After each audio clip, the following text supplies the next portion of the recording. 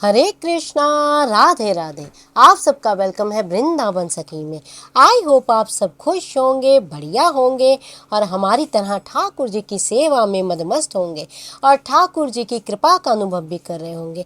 तो फ्रेंड, जैसे कि आप लोग जानते हैं कि जगन्नाथ रथ यात्रा शुरू होने वाली है और जगन्नाथ रथ यात्रा के लिए स्पेशल मैं वीडियो बना रही हूँ। तो अगर आपके घर में जगन्नाथ भगवान है तो उनकी आप किस तरह श्रृंगार करें, यात्रा के लिए किस तरह उनको क्या भोग दें और उनकी पूजा कैसे करें, तो आज इसी के ऊपर वीडियो है। वीडियो आप एंड तक जरूर देखिए। तो देखिए, जगन्नाथ यात्रा में ये हमारे ठाकुर जी काले काले स्वरूप में हमारे गोविंद हैं और ये है इनकी बहन सुभद्रा जी और ये हमारे दाऊ भैया। तो तीनों भाई बहन की यात्रा निकलती है। तो सबसे पहले हम ठाकुर जी का श्रृंगार करेंगे। तो देखिए, हमारे ठाकुर जी पीले रंग के वस्त्र धारण करते हैं। तो मैं सबसे पहले ठाकुर जी को पीले रंग के वस्त्र धारण कराऊंगी।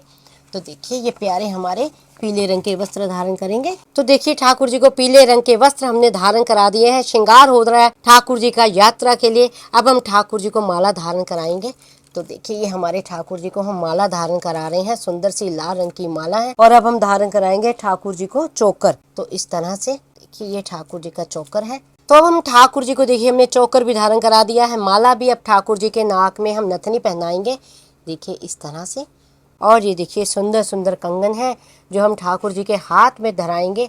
ये प्यारे प्यारे कंगन ठाकुर जी के हाथ में हम इस तरह से धराएंगे। अब ठाकुर जी के मस्तक श्रृंगार करेंगे। तो ये देखिए, पीली पीली ड्रेस है और पीली पीली पाग ही हम गोविंद के मस्तक पे धराएंगे। तो ये देखिए, ये हमारे ठाकुर जी रथ यात्रा के लिए हो गए हैं तैयार। तो कितने सुंदर लग रहे हैं। वैसे तो मोर कलंगी इसमें भी लगी हुई है, हम एक्स्ट्रा मोर कलंगी ठाकुर जी को और लगाएंगे। तो देखिए, क्योंकि बिना मोर पंख के हमारे ठाकुर जी का श्रृंगार नहीं होता। तो ये सुंदर सुंदर श्रृंगार हमारे जगन्नाथ भगवान का हो गया है। अब श्रृंगार करेंगे हम सुभद्रा जी का, यानी ठाकुर जी की बहन का। तो देखिए, सुंदर सुंदर पोशाक हम सुभद्रा माता जी को पहनाएंगे। तो देखिए, कितनी सुंदर सुंदर पोशाक है जो हम माता जी को धारण करा रहे हैं। सुंदर सुंदर जरी का वर्क है इसके ऊपर। और देखिए, कितना सुंदर सुंदर फूल भी लगे हुए हैं गुलाब के, जो ड्रेस है इनकी। अब हम इनके गले में हार धारण कराएंगे, चोकर हार। अब हम सुभद्रा जी को भी पाग धारण कराएंगे। ये हम सुभद्रा जी को इस तरह से धारण कराएंगे। तो अब सुभद्रा जी का भी श्रृंगार हो गया, ठाकुर जी का भी श्रृंगार हो गया। अब इनको पहनाएंगे नथ। नथ रह गई है श्रृंगार में, तो हम ये नथ इनको धारण कराएंगे। सुभद्रा जी का श्रृंगार हो गया। अब सुभद्रा जी को हम पीछे बिठाएंगे। अब बारी है हमारे दाऊ भैया की।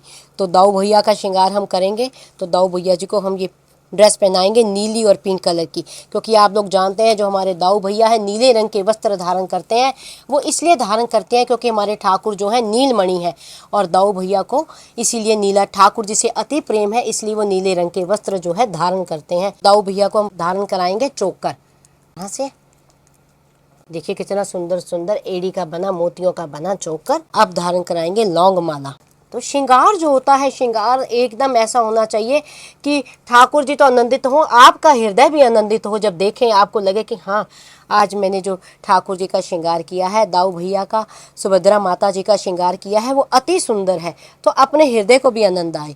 तो अब हम धारण कराएंगे ये कंगन, इनकी पोशाक के साथ मिलते हुए मैचिंग कंगन। तो ये हम धारण कराएंगे कंगन। तो सुंदर सुंदर कंगन हमने धारण करा दिए हैं। अब हम दाऊ भैया जी को पहनाएंगे नथ। तो देखिए, कितनी सुंदर नथ हम दाऊ भैया जी को ये नथ पहना रहे हैं, सुंदर सुंदर। अब पहनाएंगे इनको पाग। तो देखिए, नीले रंग की पोशाक है और नीले रंग की ही पाग जो है दाऊ भैया जी को पहनाएंगे इस तरह से।